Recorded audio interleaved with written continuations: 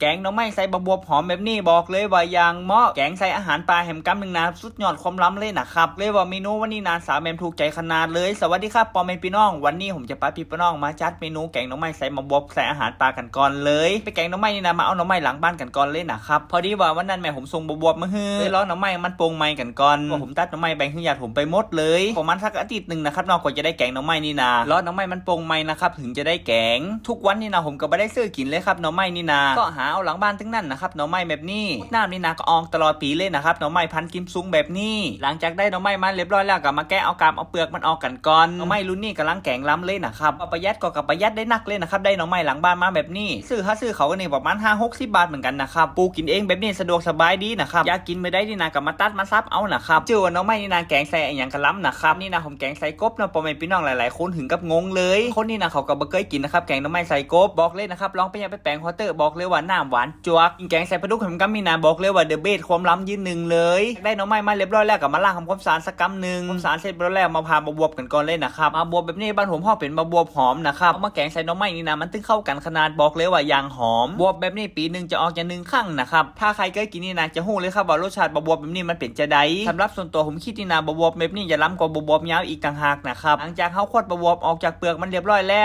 วนั่นก็มาฝักหน่อไม้กันก่อนเลยนะครับหน่อไม้พันกิมซุงแบบนี้เวลาผมเอามาต้มนี่นะผมจะต้มไข่น้ำเดียวนะครับต้มไข่น้ำเดียวนะครับเรามันจะหายหื้นหายขมเลยนะครับแกงหน่อไม้วันนี้ผมแกงใส่อาหารปลาเลยนะครับผมชื่อมันบ่ได้นะก็คือเดอะเบสความล้ำยืนหนึ่งแล้วกันนะครับแกงหน่อไม้วันนี้นะผมก็แบ่งให้ปีในโรงงานของสาวแมมเหมือนกันนะครับผมก็บ่ฮู้เหมือนกันนะครับว่าเขาจะกินอาหารเนื้อแบบนี้เป็นก็แกงหน่อไม้วันนี้ผมก็แกงแบบรสชาติจัดจ้านแบบเผ็ดๆเลยนะครับจะถูกปากถูกใจเขาหรือเปล่าบ่ฮู้เหมือนกันนะครับหลังจากฟักหน่อไม้เสร็จเรียบร้อยแล้วผมก็จะต้มน้ำเปล่าควางไว้กันก่อนเลยนะครับน่ากับมากกมาซับอาหารปลากันก่อนเลยว่าอาหารปลาวันนี้นะบอกเลยว่าอย่างเหมาะอย่างล้ำเลยนะครับอาหารปลาแบบนี้หากินยากแต่เลยนะครับมากนี่นะบัดแต่บอกว่าบ่ค่อยได้กินเลยครับมันเขียมนะครับเนาะเวลาผมก็ผมซับนี่นะผมก็บ่ได้ย่างให้มันตินใหญ่นะครับตินใหญ่นี่นะเดี๋ยวมันจะบ่พอกินเนาะเพราะกินกันหลายคนหลังจากกไปสักกำหนึ่งแล้วหลังจากนั้นก็มาตำน้ำพริกกันก่อนเลยครับว่ามีอย่างบะใจจะไข่หอมขาวหอมแดงวางแล้วก็มาแลพริกจีด้วยนะครับบอกเลยว่าอย่างเหมาะอย่างล้ำครับน้ำพริกแกงแบบนี้หลังจากเข้าตำน้ำพริกแกงแล้วเรียบร้อยแล้วเราจะใส่ปลาห่าลงไปเลยนะครับจากตำน้ำพริกเสร็จเรียบร้อยแล้วหน่อไม้ของเขาก็เริ่มหายขมพอดีน้าผมก็จะมาตักเอาหน่อไม้ออกกันก่อนเลยนะครับน้ำนี่นะผมจะเอาขวางนะครับใส่น้ำเปล่าลงไปที่หลังนอกพอดีว่าน้องสาวของผมเนี่ยบ่ถนัดน้ำยานังต่อใดก็ตามใจคนต้องอย่างน้อยนึงนะครับเนาะการส่วนมากเวลาแม่ผมแกงหน่อไม้นะเขาจะบ่ค่อยใส่น้ำยานังต่อใดนะครับได้เหมารวมทุกหมู่บ้านนะครับเนาะบางบ้านเขาก็ใส่บางบ้านเขาก็บ่ใส่เนาะมันแล้วแต่ถนัดของใครของมันตัวคนก็บอกว่าผ้าบ่ใส่น้ำยานังนี่นะมันบ่ล้ำอีน่ะส่วนตัวผมนี่จะใส่บ่ใส่นี่ล้ำเหมือนเดิมนะครับเนาะของมันมักแกงหน่อไม้แบบนี้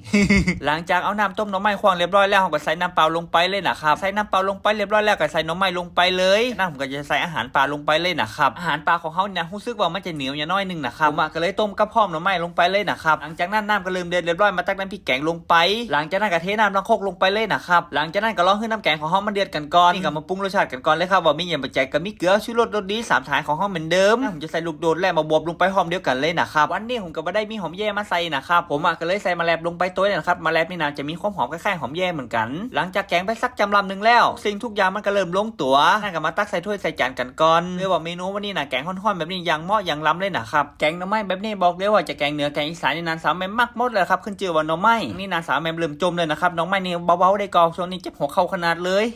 อย่าว่าแต่สาวแม่นะครับตีเจ็บหัวเข่านี่นะบอกเลยว่ายืนยังเจ็บหัวเข่าเหมือนกันนะครับผมก็คิดอยู่นะว่าผมไปแย่อย่างมาที่คิดมานี่นะแกงหน่อไม้มันขนาดเลยช่วงนี้นะวันนั้นผมไปทำงานเนี่ยนะซับน้ำมันม้วยตึงเลยครับบอกไว้ครับต้องนวดยาเลยนะครับนอนปวดหัวเข่าขนาดช่วงนี้ผมก็ขอเบาๆกันก่อนเลยนะครับหน่อไม้นี่นะขอพักหน่อไม้ประมาณสัก 2-3 เดือนกันก่อนเลยนะครับคิดในใจจะพักได้จะได้นะครับหน่อไม้ยังไม่ได้ย้ำแต่ครับสัก 2-3 ผงอยู่ในตู้เย็นหันมากินเนี่ยมันก็จะได้อยู่นะครับเนาะเดี๋ยวผมจะจัดให้แหมเมนูหนึ่งก็ได้นะครับเนาะผมก็จะพักกันยาวๆกันก่อนเลยครับหน่อไม้นี่นะเอาแต่นะครับรอบนี้เป็นครั้งสุดท้ายเหมือนกันนะครับผมจะขอพักสัก 2-3 เดือนกับปอ